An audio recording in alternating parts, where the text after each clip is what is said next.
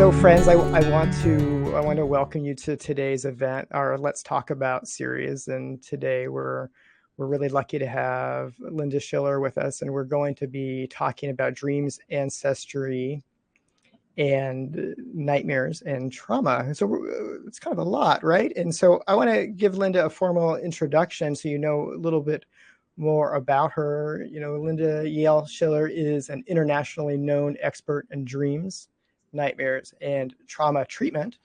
And she's the author of several books, including PTSDreams, which I have right here.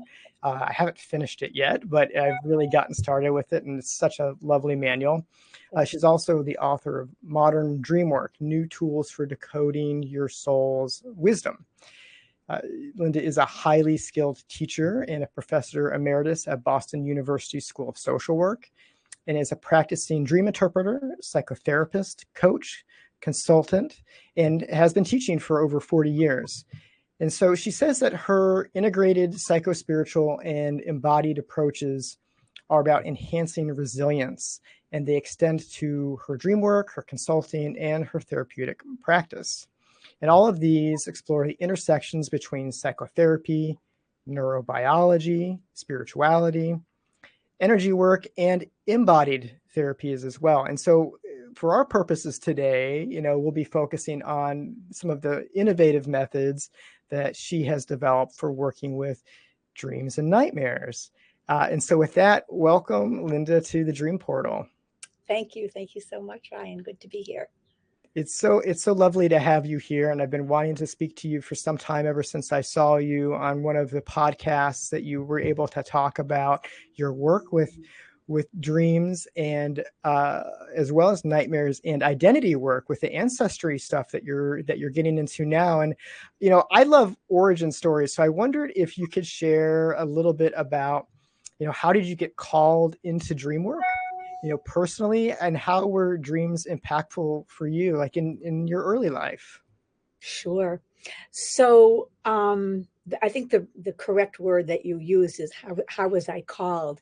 So as a kid, I was always interested in the numinous and in alternative ways of grasping information and knowledge and interacting with the world. So back when I was young, I had a Ouija board, and my friends and I sort of dabbled in seances and things like that. So I was always sort of drawn to it and interested in it, but I didn't really get connected to dream work per se until later on. I think my first connection was through what we now would call, or I would call, waking dream experiences of sort of a numinous synchronistic experience. And I have one memory. After I graduated college, my girlfriend and I went to Europe, and we went to Greece. And I remember we climbed up a hill, I think we were on Crete, to go over the mountain to find the beach that we had been told about. And as I climbed up and we went over the mountain, I remember feeling the stones talking to me and feeling a vibration in the earth. And that was my first memory of a conscious experience of there's more here than meets the eye, and linear Western ways of understanding is not the only way. Oh, that's fascinating. I have to, I mean, could you go into that a little bit more? We are great fans of the Stones here, and I would love to hear a little bit more. What does it mean when the Stones spoke to you? So I'll back that question up with saying that later on I studied with a shaman, Gershon Winkler, and he talked about the four kinds of peoples in the world. There are the human beings, or the human people, the animal people, the plant people, and the stone people. And so he speaks of these types of beings that all have a form of consciousness and a way for us to interact with them. But long before I knew that or knew of his work, my experience that day was sort of a vibrational sense. I don't know if you or any of the listeners have ever been at a vortex place. I was out in Colorado a few years ago. Was it Colorado? Yeah, I think it was Colorado, where the vortexes are. And I remember the feeling. It wasn't literally a physical shaking or trembling, but an energetic sense of shaking or trembling, that there was information being transmitted in a vibratory way, not to sound too far out, but I guess for the show that wouldn't be too far out. And so that was my first experience with a form of dream work. Wow, yeah, it's somatic, right? And it's coming Yes, through the landscape and it's coming through the body. that's right. That's right. Yeah. Oh, it's amazing. All right, so what happened next? What happened next? So then what happened next is I was on my way I finished my undergrad. I went and I lived in Israel for several years. And I don't think I've ever actually talked about this on any of the podcasts I've been on before, but while we're talking about the land and the landscape, I was traveling around the country and was with a friend in preparation to going on kibbutz to spend some time on a kibbutz. And we spent some time in Jerusalem. And I remember feeling that I couldn't stay there. It was too much. The vibratory energy was so intense because I am a thin boundaried person. And I know that. And at this point in time, I know how to boundary balance and protect my energetic sphere and stuff. But back then, when I was in my 20s, it's like, I didn't know what to do except go, oh my God, I think this is just too much for me. And I remember that. I remember thinking I could live here, but I couldn't ever live in Jerusalem. It was too intense, which speaks to, the condition, and we're not going to go there, but in terms of the Middle East and the world, that's probably one of the biggest vortexes of energy in the entire world. Yeah. So it makes sense that lots of stuff happens there.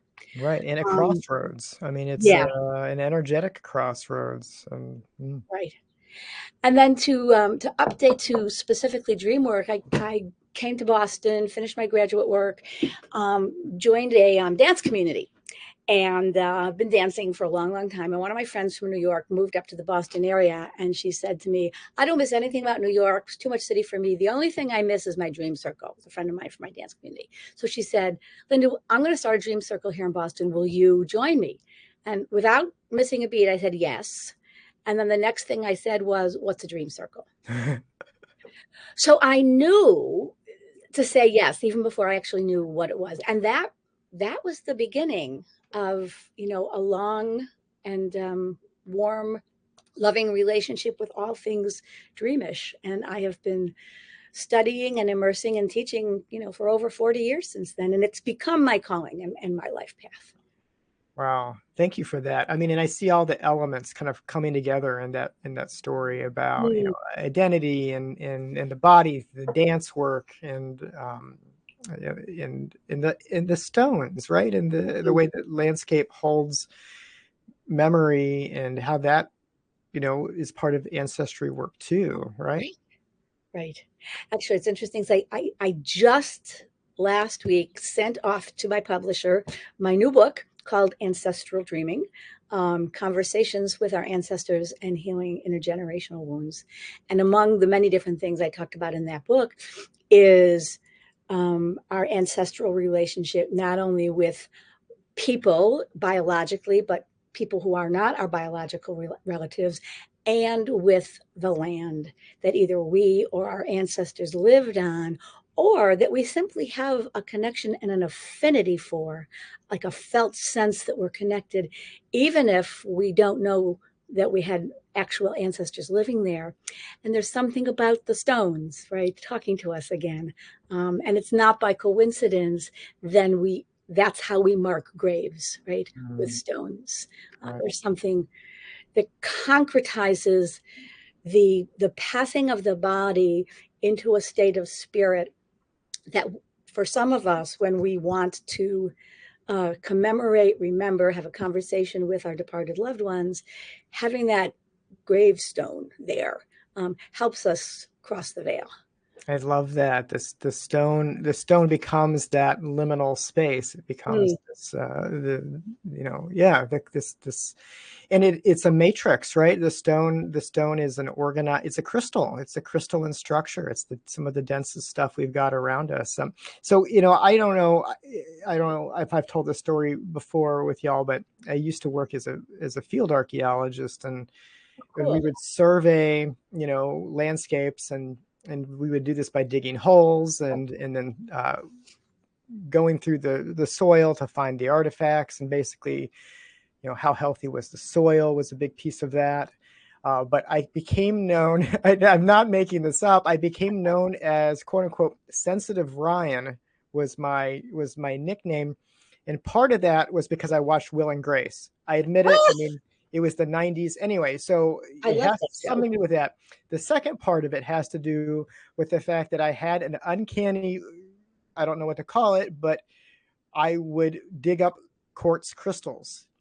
They would show up in my shovel tests a lot more than one would, expect by chance. And Mm, mm, people who were thick boundaried, archaeologists who were almost all atheists and,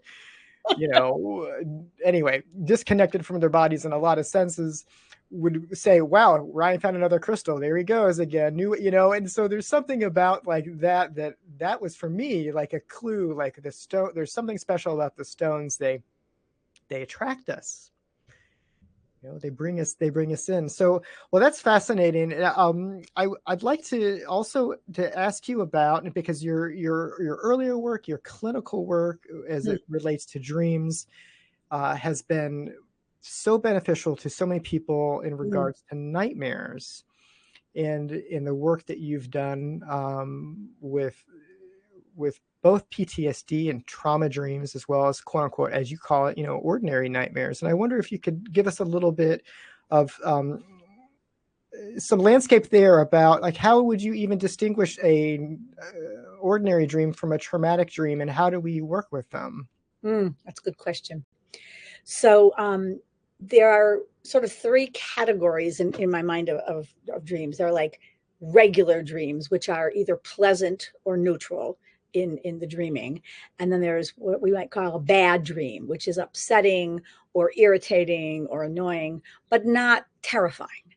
And then there's the nightmare category, which is really, really scary and goes past like, oh, that was a kind of icky dream to this was a terrifying dream. So that's one level of differentiation. And then differentiating between dreams that are seated in trauma and those that aren't. For that, we have to look at a number of different layers and contextualize the dreams in the life of the dreamer. So when I'm working with someone with a nightmare, I'm listening not only to what is being said, but I'm listening to what is not being said. And I'm listening with my eyes as well as my ears. So I'm watching the somatic expressions and the physiology and the body language, as well as listening to the dream and the words the person I'm working with is saying, that gives me, to use Gendlin's phrase from focusing, a felt sense, for starters, of what this might be sourced in. And I never presuppose that I know what a dream is sourced in, because the dream always belongs to the dreamer. So I might have thoughts and ideas, but I'm not going to superimpose those on the dreamer. But some of the clues that will tell me which direction to ask questions in will have to do with how intense are the emotions, right? What's the emotional narrative of this nightmare? Is it like when you go to the doctors and they say, how big is the pain rated on a scale of 0 to 10? So is the upset somewhere around like 3 or 4, it was a bad dream, or is it really getting up there called, 8 or 9 or sometimes 10? And that's called the SUDS level, which stands for subjective unit of distress. And that's used, that rating system or ranking system is used in trauma treatment to help determine how to conceptualize the trauma. And as an EMDR practitioner, also when I'm getting someone ready to do EMDR, the protocol and the setup is to do that SUDS level as well. So the higher the SUDS, the more likely it is to have something to do with a nightmare. The more vivid it is, excuse me, more something to do with trauma, the more vivid and experiential it is, the more I want to find out, is this something that the person has experienced recently, not so recently, a long time ago? Do they have a conscious connection? Sometimes people will just say, oh, yeah, I'm having this nightmare because it's about X. And they're perfectly clear that, yes, this happened to me, or this happened over years and years to me. And I know there's a connection there. And other times, because of the process of dissociation in particular, where memory of traumatic events can get suppressed and repressed, sometimes the first way that information begins to seep through into our consciousness is through our dreams and nightmares. So I'm paying attention to the whole sphere of dissociative process as I'm asking questions and as I'm listening. And sometimes the question I'll ask is something like, do you ever wonder if, or could it be that this dream or these repetitive dreams, there's another red flag if they're repetitive, have something to do with some bad things that happened or scary things that happened or traumatic things that happened in your life or in your family. So there's a sort of on one foot beginning unpacking of that. Wow. Well, and I mean I love how you're bringing in the trauma units, as you were saying. It's almost a standardized approach, is it not, to like looking at how impactful a negative emotion is. I mean, does that allow you to communicate your results to other clinicians as well? Being able to use those kind of scales? Oh, sure. That SUDS rating is a standardized part of the protocol in EMDR, which stands for eye movement desensitization and reprocessing, which is one of the gold standards of trauma treatment. And it's a somatic integrated body-mind protocol. So anyone who's trained in that or familiar with that is going to know if I say, oh, the SUDS was a 6, I mean, shorthand, right? They'll know what I'm talking about. Yeah. Wow. Wow. Wow. And so as you do this work, and it does appear to be, a nightmare that's based on something that did happen Mm. to the dreamer, and it is with this high suds count, as you say. As you identify if it's a traumatic dream, the way you work with the dream is different than, say, a bad dream. Like, you're going to be moving into different kinds of modalities. Okay. With a quote unquote, a bad dream, that after we've done some initial consultation, after we've looked at the dream from the outside, after we've checked on, do you have any associations? We've checked on the associative nature of the dream to anything in your life. Does it remind you of anything? Once we've done that, and if we're kind of getting a no, and I feel comfortable as well as the dreamer feels comfortable with, no, this is just a weird, strange, bad dream, then I move into any number of different ways of doing dream work. There's a whole large variety of ways we can do dream work, both, from the inside of the dream, or well, usually we'd start from the outside and then later we'd move to doing work inside the dream with, say, active imagination, or Gestalt experiential. So I might just go straight into working with the dream itself, the images, the symbols, the character, the landscape, well paying attention to that negative emotional quality to find out what's that about in this dream for the dreamer. But if I and the dreamer together have ascertained, this is a little bit, bigger or scarier or more challenging than someone first thought, then I'm going to go really, really slowly and carefully, Got it. because as a trauma therapist, I know that the last thing we want to do is accidentally re-traumatize someone by going too fast into material that's potentially disrupting or dysregulating for them. So that is part of how I developed the Gaia protocol, the guided active imagination approach protocol, that's based on both Jungian active imagination and best practice trauma treatment, to create a safe container from which to work before moving into the potentially dysregulating or scariest parts of the dream. So this is the Gaia method, and this is, the method that really comes through with your book. And could you tell us more about it? Especially, how does the Jungian piece come in to, and hold its own in this modality? Sure. Well, the protocol is based on 3 parts. There's part 1, and then there's a bridge, and then there's part 2. And part 2 is the work inside the dream after we've set up all of our safety parameters. And that is really based on Jung's active imagination work. So that's very sort of, this part 2 of the protocol is very based in Jungian ways of understanding dreams. Part 1 attends to the fact that there can be multiple layers of meaning and association for all dreams, as well as depending on when the traumatic events happened. It could have been they happened yesterday or last week or a few years ago or in your childhood or in your family life, but not to you personally. So we're attending to the ancestral line as well as the potential source of trauma, depending on where the dream takes us. So part one is all about establishing safety. So I have a protocol that I've written up in that book and in the other ones that leads us through how do we very, very carefully build scaffolding and parameters for safe place, for safe objects, for safe people and beings to accompany the dreamer into the dream. Because one of the hallmarks of doing this work is based on ADEP therapy, which is Diana Foch's work. And one of the tenets is that we're all hardwired for healing, that we can heal. And another accompanying tenet to that is we don't have to do this alone, right? When people went through traumatic events in their life, chances are really high that they either were alone or felt alone. If they got the resourcing and the help and the support that they needed at the time, they wouldn't have developed PTSD, because that's one of the things that really makes a difference.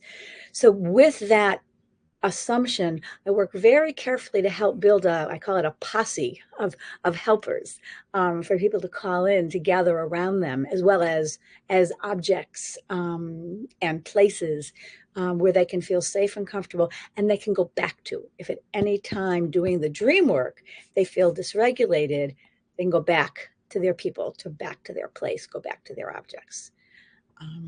Oh my. And so, I mean, this is a method that folks can use on their own dreams. It doesn't have to be in a clinical setting. Is that right?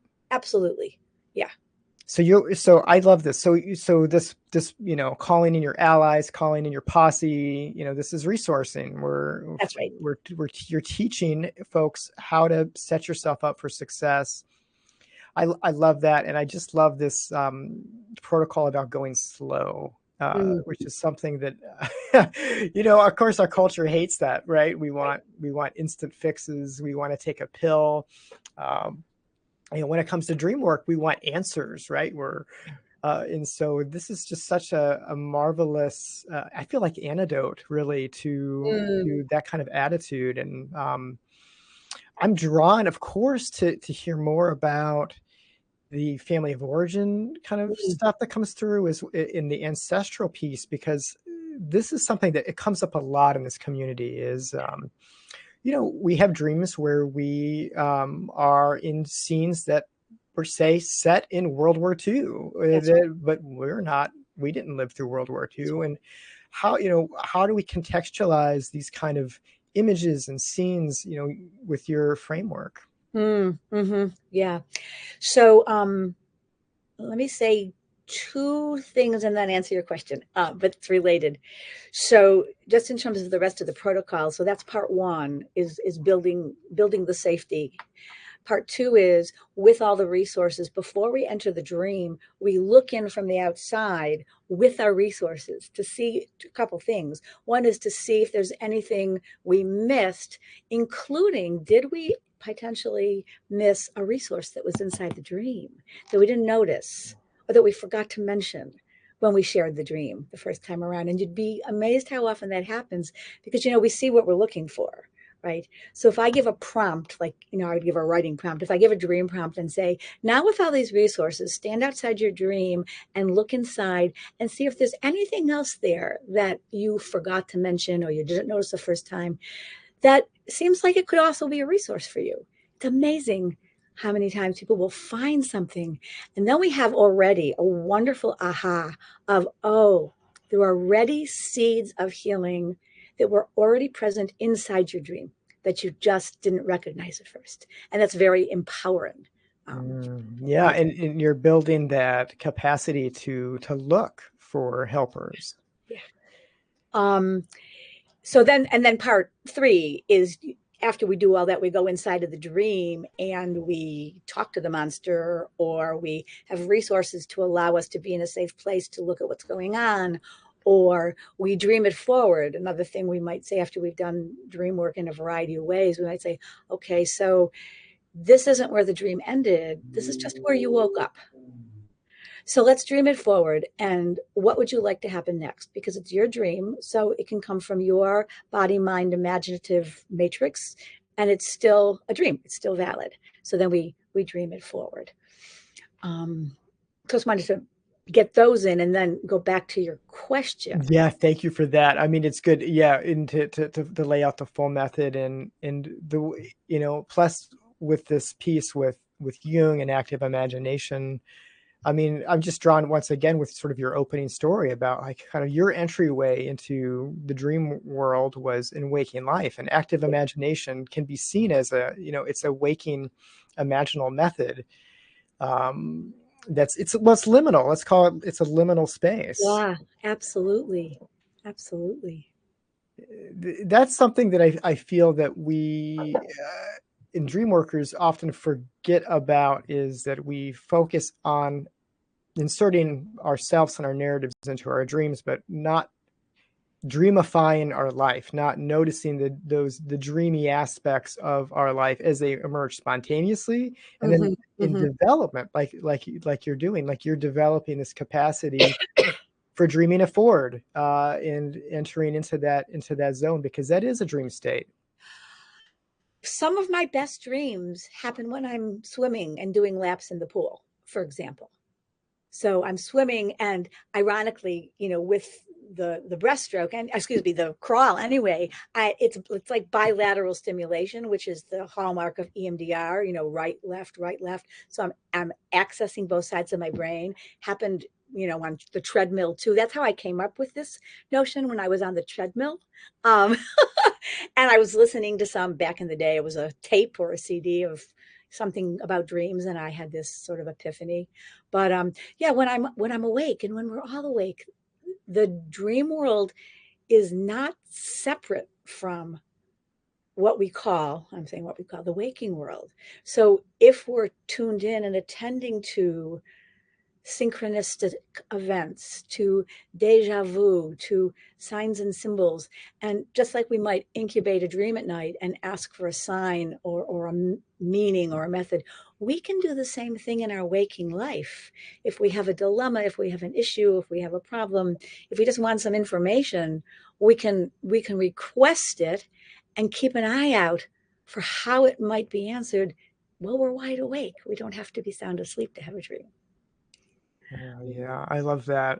I'm being drawn back to just yesterday, where I was in a group coaching event, and I shared a piece, and I was getting some feedback on it, and I felt myself getting really defensive and vulnerable, and I felt myself feeling exposed, and then I realized, oh my gosh, this is the same feeling that I have had in a series of dreams recently. And some of y'all will know this about these dreams I'm having of this surveillance drone that's coming by in my life. And in the dream there's this, mechanistic, militaristic drone that's like looking for me, and it puts its like beams onto me, and I shrink from it every time. Anyhow, the point is that in the moment, I made the connection to the feeling that I was having in that moment with this dream that's been coming through my life. And like, that's a dream moment. That's really the power of this work, is to realize how we keep dreaming even as we're constrained to our senses. Yeah. Is it okay if I ask you a question or two about that to make it like personal for you? Sure, absolutely.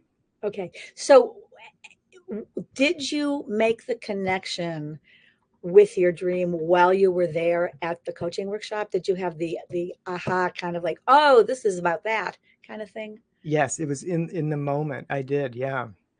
And what happened to you when you made that connection? Well, what it did is it gave me a new layer of significance for this series of dreams, which I hadn't considered before, which has to do with vulnerability Mhm. and being on stage and allowing myself to be vulnerable as part of my work. Mm. And knowing that that's a piece that when I'm vulnerable in a helpful way in my work, that it allows other people, it's an inroads to that. But and so this was a completely different. This is a business meeting. It had nothing to do with dreams. It was Mhm. absolutely content wise not related.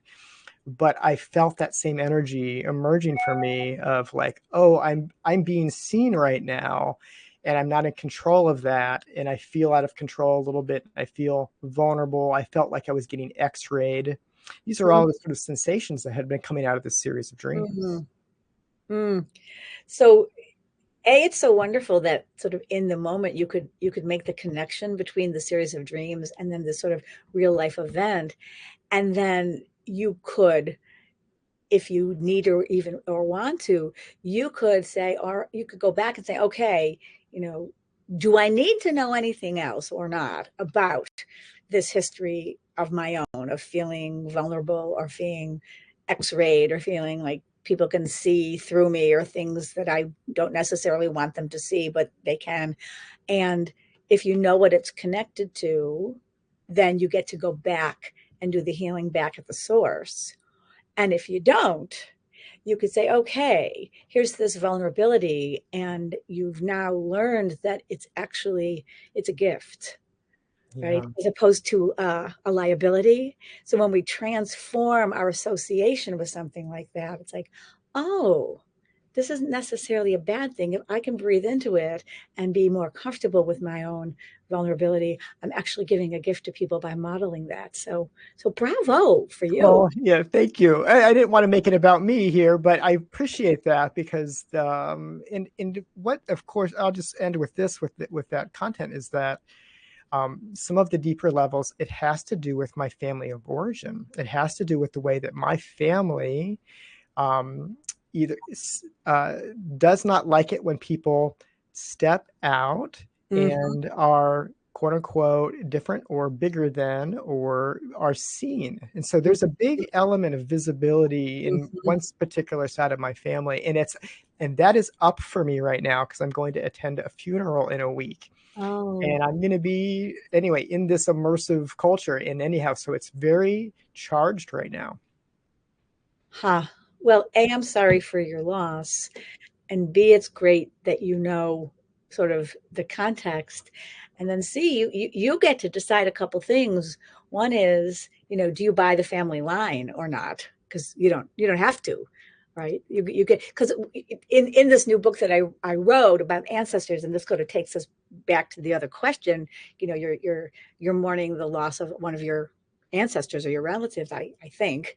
Correct. Um, and once we have awareness of from whence we came and from where we came, and what are the family patterns and what is the family style, and what were we taught directly or indirectly by modeling, by parenting, by direct, don't do this or do this. Once we're aware of it, then we have choice. Right? That's the gift. With awareness brings choice, and we can say, "Oh, these are great things about my family. I'm going to repeat this stuff." Or we say, "Well, this isn't actually who I am or how I want to live my life. So maybe I will choose not to do this X that my family does because my path is a little different." Thank you for that reflection. And I just want to highlight that this piece of with awareness comes choice. Mm, And I mean, this is something that we deal with when we talk about lucid dreaming as right. well. I would say a balanced lucidity is about choice. Yeah. Yeah. Yeah. So thank you. Thanks again. That's very special the way that you did that. And so yeah, and so this is something that we work with in the portal is like, what do I do with these ancestral themes that Mm, emerge? And they're traumatic sometimes, right? They're traumatic. absolutely. And we know, and this is part of my next book also, is a whole chapter on epigenetics. So we know from the study of epigenetics that we can inherit things from our ancestral line, and we can experience things that we have personally never gone through as if we had, because of the study and the science of epigenetics. And in writing this book, I did a deeper dive than I had done before to understand what this concept is. And I learned that epi means above or on top of. So it's above or on top of the genetics. So it's not inherited in the way, you have brown eyes and I have green eyes, or someone has blonde hair or red hair. It's not that layer of trait, but it's still inherited through a process of the genes being affected by what's called methylation, which alters the genes based on experiences that you or your ancestors have been through. So if your ancestors have been through whatever part of World War II they experienced, whether it was concentration camps, whether it was soldiers fighting to liberate, whether it was living in Germany at the time, whatever it was for World War II, that experience has been passed down to the children and the grandchildren and the great grandchildren, and has become encoded in our genetic makeup, so that we have a felt sense that we lived through it, even though we personally didn't. And one of the things we know in terms of healing this is, Alan Siegel, a neurobiologist, says we name it to tame it, right? In terms of we need to rewire our neural networks in order to have a different neural pathway. So we're not simply repeating and repeating and repeating what our ancestors went through. So again, with the awareness, we get to make a choice and say, oh, okay, what do I need to do to help bring healing back to my ancestors where it started, to the people who actually lived through these horrible things? What can I do in the now to bring healing to the then? And then in doing so, we not only heal our ancestors, but we get the ripple effect where it heals us and how we've been affected by it. And then we get to pass the healing on to our descendants and our children, rather than the trauma. There you go. That's dreaming it forward, isn't it? Yeah. And so interesting. And I know that this is, but whatever. We've already talked to stones today, so we can go far and wide. The epigenetics. We're talking about memory. We're talking perhaps about images or emotions. How do are these coming through in your mind as archetypal images, or how is this information transferring beyond the biological? So one of my philosophies, and I think most people who do dream work have the same stance, that dreams have many layers that are simultaneously true. It's not either or. It's not, it just means this or just means this, which is one of my pet peeves with dream dictionaries.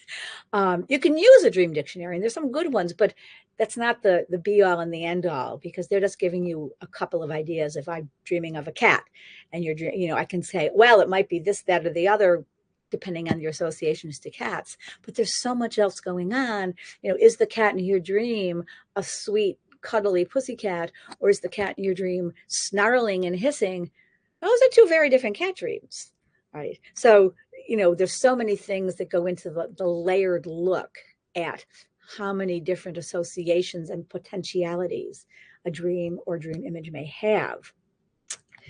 So when we're thinking about what this might be about, what this dream or what this nightmare might be about, one of the layers will be, does this resonate not only for you in your life, but is there anywhere in your family where this feels relevant? Are you dreaming your parents' dreams? Are you dreaming through your grandfather's experiences? And in particular, in families where there's been a code of silence, where things aren't talked about, they get carried in the body. Like Bessel van der Kolk wrote famously, the body keeps the score. So we're still carrying that stuff if it's never been processed. So we very well might be carrying the memory traces of things that didn't happen to us, but that happened to our ancestors. Yeah. Yeah. And, you know, ancestral dreams for me can be also very uplifting and very special Mm-hmm. and inviting. And whereas the sort of the epigenetics, I mean, that parses really well with, you know, evolutionary psychology of dreams and like threat simulation Right. theories and Right. stuff like that. But the positive elements, you know, I think they're not quite as accepted, and yet for me, it's a lived reality. For many people I know, like we receive invitations from our That's ancestors, right. and I wonder if you could speak to that element of ancestral dreams. Absolutely. I'd be happy to. In our household, my daughter's been brought up that talking to dead relatives is just something that we do. There's no, stigma. There's no question, of course. And it's great for anyone who's a parent, right? Particularly of your toddler or your teenager, where they're going to argue with you and you're going to say something and they're going to say no. And it's great if you can say, go talk to grandma, go talk to your uncle, Joe, go talk to your grandfather who may not be alive and see what they have to say about this problem. And we have done that, in raising our daughter, rather than get into a power struggle. I think go ask, Grandma Molly or go ask Grandma Inez, like, on both sides of the family, my husband's and my parents are now deceased, as well as my grandparents. And she'll go, and sometimes I think she'll dream it, and sometimes she'll just tune in somehow. I never know for sure which one it is, but she'll always come back with advice that I can get behind and that I would agree with. So it's a wonderful resource. It's um, great. yeah. So in my new book, I actually have a blog post that outlines this. I've outlined 6 types of calls that we might get from our ancestors. And the first couple of them are all about these lovely, lovely positive connections. So the first call is simply, I'm here. You're not alone. Right? I think it was Faulkner who said, the dead are still with us. They're not even dead. Or I'm paraphrasing how he said it. I don't remember exactly. But that sense of course they're still here. They just don't have a body anymore. But, that's not the only crucial part.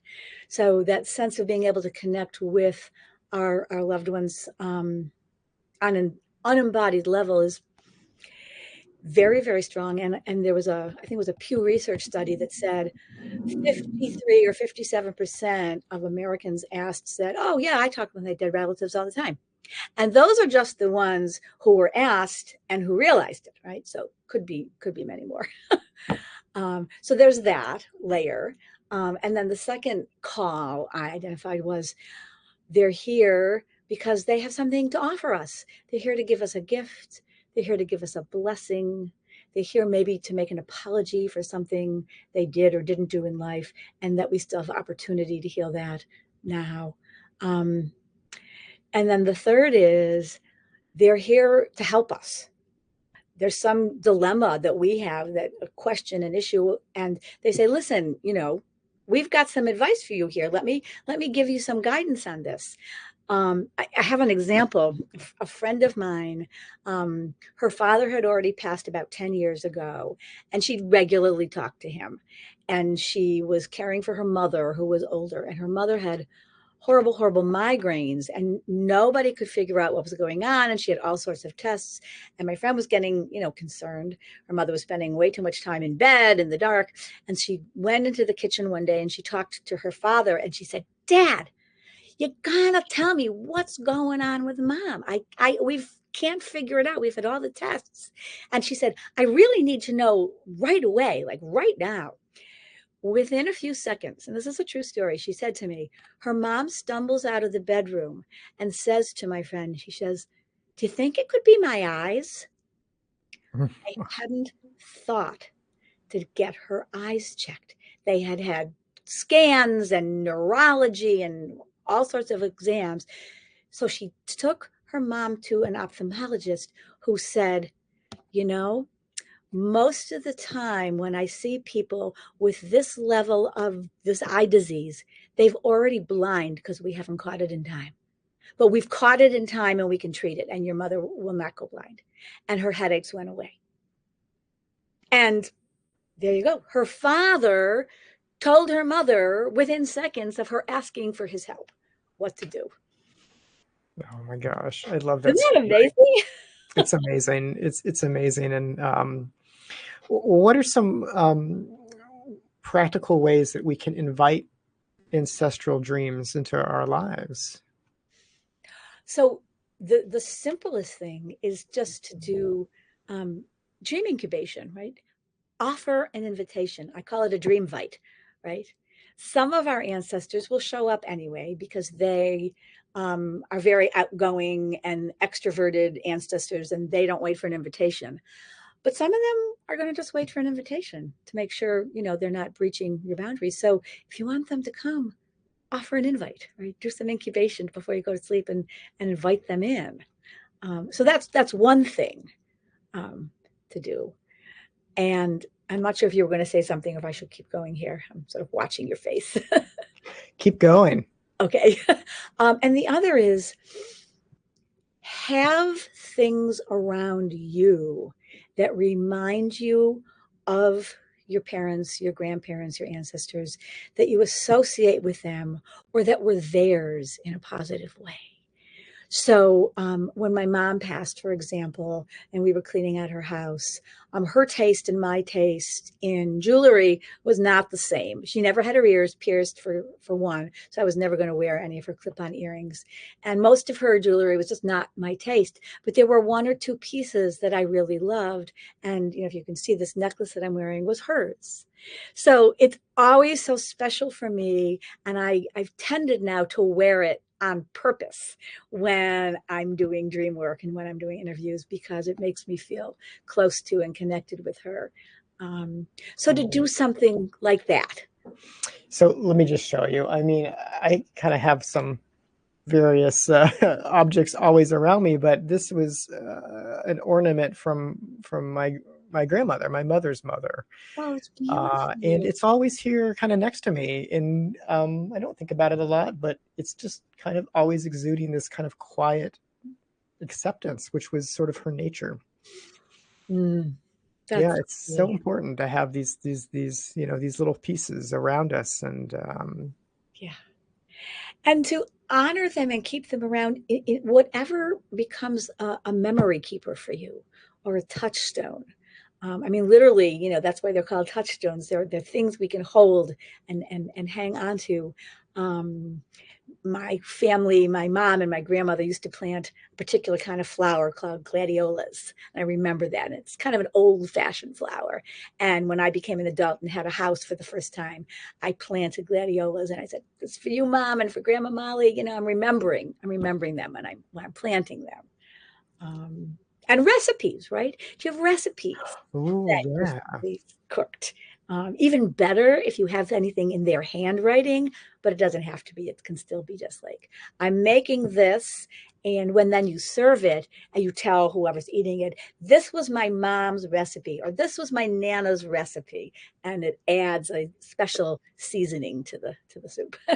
Absolutely. That's wonderful. I mean, that's such a, and so many of us don't have much from if you go back a couple generations, we just don't have much. And Yes. yet some of these recipes, the tradition of recipes goes back much further than we realize. And so, there's a ritual to that, right? There's this Yeah. ritual aspect of cooking a food, an ancestral food, preparing it with that intention. The ancestral presence is there. It becomes infused with a sort of with love and in sort of a depth. So like I absolutely I was been thinking a lot about my aunt, who I'm going to honor, who passed Mm, away recently. mm, And one of the ways that I honored her over Easter was I made a lot of deviled eggs, which was one of her favorite dishes, and she made some really just awesome deviled eggs. And for me, it helped move my grief forward a little bit, because I'm not I don't live in the same town. And so, how we get stuck, right? When we're kind of isolated in our grief, and just making it really, I kind of felt her presence. It was really special. Oh, good for you. It's true. Um, and are, we're human beings. We are pack animals, right? We do best in clans and kinship groups and families. And when we're isolated, that is especially hard for grieving because we need others to help us process and hold our grief. And most traditions have some kind of a ritual with a funeral or a wake or sitting shiva, and we come together. And so having an opportunity to do that helps us, as you said, move the grief forward. And then having a special commemoration. In your case, your touchstone is deviled eggs. So, that's a wonderful thing because now every time you make or eat deviled eggs, you'll have a way of remembering her. Absolutely. Yeah. Linda, what is the best way folks can keep up with you, with your work, support your books, all that? Thank you. Thank you. Um, I have a website, Linda Yael Schiller. That's LindaYaelSchiller.com. And that sort of talks about where I've been, what I'm doing, where I'm going, the various podcasts I've been on, the books I've written, the journey, the way I work. And then each of my 2 books has its own website. So Modern Dreamwork has a website and PTSDreams has a website. And I have an email list. And if you want to be on it, send me your email. I'd be happy to put you on my email list. Linda Y. Schiller at gmail.com is my email. And every so often, I send out a newsletter with updates. And I haven't done it in a while because I was finishing up Ancestral Dreaming, but I have some breathing room now until they send me back, the book with the edits. So I'll probably get one out pretty soon. So those are some ways to stay in touch. Well, congratulations for this manuscript. I will be first in line to buy it. I'm really excited, and thank you. Thank you for your time, for your wisdom, for everything that you've shared today. Thank you for the personal touch that you brought to my own dreams. That was really special to me. And so, yeah, I'm really looking forward to connecting again. And we'll see y'all around. Sleep well and dream big.